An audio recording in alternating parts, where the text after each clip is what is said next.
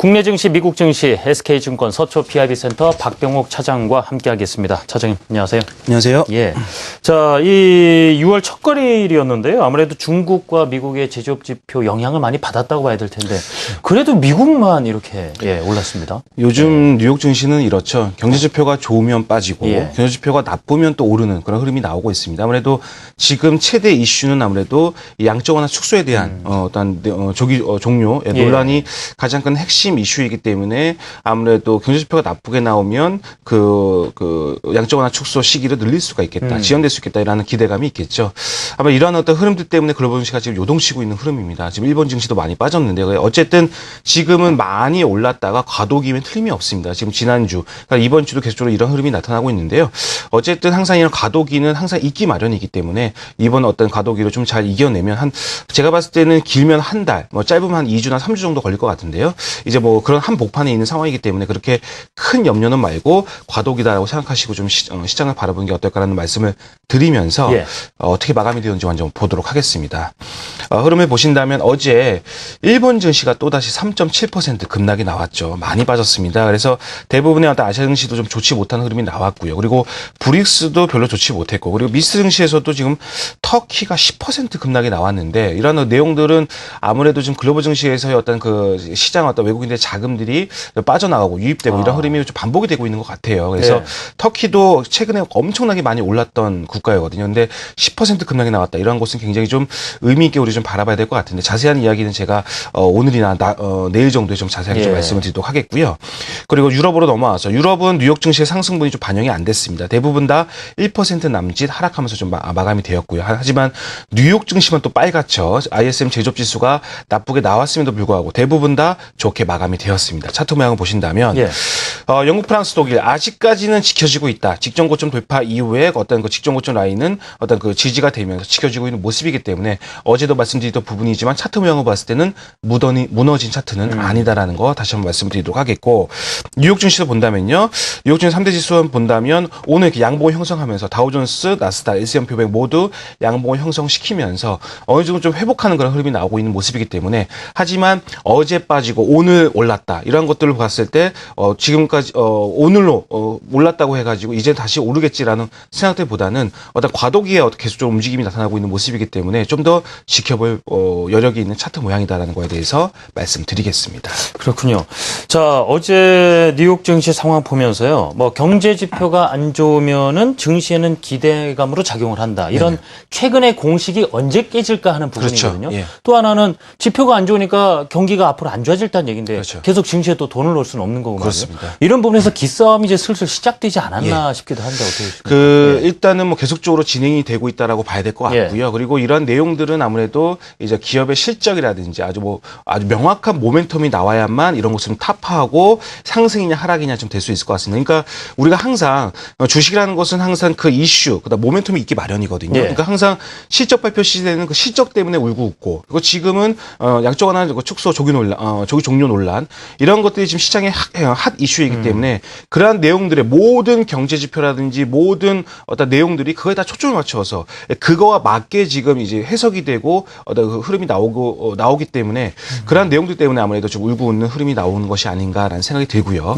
여하튼 이런 어떤 제가 봤을 때는 이런 것들이 오늘 오르고 내일 빠지고 이런 흐름들이 이제는 연속성이 있는 것이 아니라 갈팡치팡 왔다 갔다 하고 있습니다. 그렇기 때문에 명확하게 추세가 다시 회복이 된다든지 기업 실적이 너무나도 좋게 이제 실적 시즌이 이제 다음 달부터 이제 6월이니까 10월 달부터 다시 또 얘기가 나오지 않겠습니까? 그래서 그런 내용들이 좀 나오기 전까지는 제가 봤을 때는 이런 과도기적 어떤 좀 이 횡보 장세 이런 것들은 좀 우리가 좀 감수를 해야 되지 않을까라는 좀 말씀을 드리도록 하겠습니다. 그래서 그런 것들 초점을 맞춰서 좀 이 증시를 바라보는 게 좋을 것 같고, 오늘의 또 명확한 어떤 팩트라고 볼 수 있다면은 엔달러 환율이 이제 100엔 이탈이 되었죠. 이러한 내용들은 달러 대비 엔화 강세로 다시 간다는 소리인데요. 이러한 내용들 속에서 어떤 좀 움직임이 좀 나올까? 좀 원엔 환율도 우리나라 시장에서 좀 움직임이 나올 것 같다는 생각이 드는데요. 자동차주의 어떤 주가 향방 어떻게 좀 움직일지 이런 것도 한번 관심 있게 바라보는 게 좋을 것 같다는 생각이 들고요. 그리고 오늘 뉴욕 증시가 상승하는데 주요한 역할을 했던 종목이 바로 인텔입니다. 인텔은 우리가 알고 있기로 나스닥, 그다음 다우존스, S&P 500 모두 속한 종목이거든요. 그래서 제가 봤을 때는 인텔의 상승, 그 삼성의 갤럭시 탭 3에 이제 그 칩이 공급이 된다는 내용과 함께 아주 뭐 3% 이상 반등이 크게 나왔는데 이러한 내용들 때문에 오늘 뉴욕 증시가 좀 반등에 성공하는데 주요한 역할을 했다라고 좀 보시면 될 것 같습니다. 그래서 이러한 영향들이 오늘 삼성전자를 필두로 한 IT주에 어떤 영향이 있을지 이런 것도 한번 관심 있게 보는 게 좋을 것 같은데요. 예. 그림 한번 잠깐 보겠습니다. 네. S&P 500 지수 먼저 보도록 하겠는데요. 항상 말씀드리는 부분이지만 이탈은 된 수는 있습니다. 이 까만색 선이 20일 이동평균선인데 어제 지난주 금요일 이탈이 됐죠. 근데 다시 회복이 되고 있는 모습입니다. 근데 항상 이탈이 돼도 빠르게 회복이 되면은 추세는 꺾임이 없다라고 지금 할 수가 있겠네요. 그래서 하루나 이틀 가지고는 우리가 논하기는 좀 뭐하고 예. 일단은 회복이 되고 있는 모습이기 때문에 좀 더 이번 주 내내 실업률 발표 때까지 한번 지켜보는 게 좋을 것 같다. 그래서 빠른 회복이 있어야 다시 추세로 갈 수 있다라는 거에 대해서 말씀을 드리도록 하겠고요. N달러 환율을 본다면 99.45엔까지 지금 떨어지고 있는 모습이죠. 일단은 명확하게 100엔이 이탈이 됐기 때문에 이러한 것들이 모멘텀이 될 수 있는 충분한 소지가 있다. 그래서 오늘 원엔 환율의 흐름들 한번 유심히 한번 살펴볼 필요가 있겠다라는 말씀을 추가적으로 드리도록 하겠고요. 마지막으로 인텔 보도록 하겠는데요. 3.95% 급등이 나왔죠. 이러한 내용들은 제가 봤을 땐 굉장히 고무적인 일인 것 같습니다. 그래서 우리나라 IT주 최근에 가장 선방하고 있는 업종 아니겠습니까? 그래서 인텔의 어떤 강세가 물론 아주 뭐 직접적으로 명확한 이 영향이 있다고 말씀드릴 수는 없겠지만 그래도 예. 어떤 분위기상 IT주의 어떤 그 계속적인 상승 흐름은 지속될 수 있을 가능성이 높다라는 것에 대해서 참고적으로 말씀을 드리도록 하겠습니다. 자, 이제 국내 증시 얘기를 나눠봐야 될 텐데요. 어제 코스피, 코스닥 시장 외국인 기관 다 동반 매도가 나왔거든요. 네네. 그렇다면 이제는 글로벌 시장의 어떤 투자 심리에 더더욱 집중을 해봐야 되는 것 아닌가 이런 네. 생각도 드는데 어떠세요? 그러니까 지금 뭐 예. 글로벌 증시보다도 더 모르는 건 우리나라 증시라고 봐야 될 것 같습니다. 어제 같은 경우에도 정말 거래 대금이 많이 줄어들면서 정말 호가도 벼 있고요. 그래서 조금의 매도가 나온다면 급락하는 그런 흐름이 보이는 종목들이 굉장히 많이 있거든요. 그리고 지금 최근에 대형주들의 순환, 물론 IT나 자동차주는 좀 선방을 하고 있는 종목도 많이 나타나고 있지만 지금 STX, CJ, LS 이런 그룹들의 순환이 엄청나게 지금 지속이 되고 있는 모습입니다. 그래서 예. 대외적인 악재도 악재이지만 지금 대내적인 악재가 지금 크게 도사리고 있는 문제이기 때문에 제대로 힘을 받지 못하는 거 아니겠느냐 생각이 드는데요. 어쨌든 그래도 앞서 우리가 말씀을 드렸듯이 지금은 과도기입니다. 그러니까 많이 올랐을 때 글로벌 증시가 많이 올랐기 때문에 한 1주나 2주 또는 길게는 한 달 정도의 횡보는 우리가 좀 감수를 해야 되지 않을까 생각이 들거든요. 그래서 그 한복판에 우리나라가 그런 내용들을 가지고 이제는 글로벌 시장 자금이 우리나라로 유입될 수 있을 가능성이 있다라는 거에 대해서 한번 믿음을 가지시면서 6월 말 그리고 7월장에 썸머랠리를 좀 기대를 해보시면서 준비하는 어떤 장으로 좀 이해를 하는 게 낫지 않을까 생각이 들고요. 그리고 외국인들의 어떤 그 매매 동향이 이제는 좀 바뀌었습니다. 어제도 어떤 하락장 속에서 마이너스 97억 이 정도면은 거의 안 판 거거든요. 예. 그렇기 때문에 외국인들이 이제는 좀 돌아섰다라고 해도 과언이 아니고요.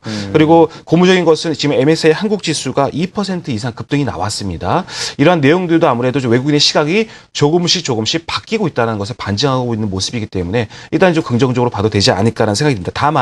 다만 지금은 그래도 좋게 보긴 하되 다만 시기적으로 봤을 때 과도기 한 3주나 한 달 정도는 좀 있을 수 있을 가능성이 있으니까 네. 요 정도면 조금 좀 시장을 좀 보시면서 관망하시면서 어떤 그 전략을 짜보는 게 어떨까라는 좀 말씀을 드리도록 하겠고 앞서 말씀드린 대로 오늘 자동차주가 좀 핵심 이슈로 좀 자리매김 될 수 있을 것 같아요. 예. 환율 엔화가 강세로 다시 가고 있는 모습이고 그리고 미국에서 좀 자동차 판매 실적이 나왔는데 일본과 미국은 굉장히 좋았지만 한국차는 별로 안 좋았거든요. 그래서 됐어요. 예. 이러한 내용들 속에서 어떤 흐름이 나올지 이런 것도 한번 관심 있게 보는 게 좋을 것 같고 마지막으로 코스닥은 아직까지 약세가 지속이 되고 있는 모습이지만 추세는 이탈되지 않았다고 봅니다. 왜냐하면 뭐 파라다이스, 서울반도체, KH바텍 그동안 시장을 주도했던 종목들이 만약에 꺾인다면 제가 꺾였다고 말씀드릴 수가 있겠는데 아직까지 그런 흐름이 없기 때문에 코스닥의 강세는 아직까지 지속이 되고 있다는 점 말씀을 드리면서 예. 그림 한번 보면서 마무리 짓도록 하겠습니다.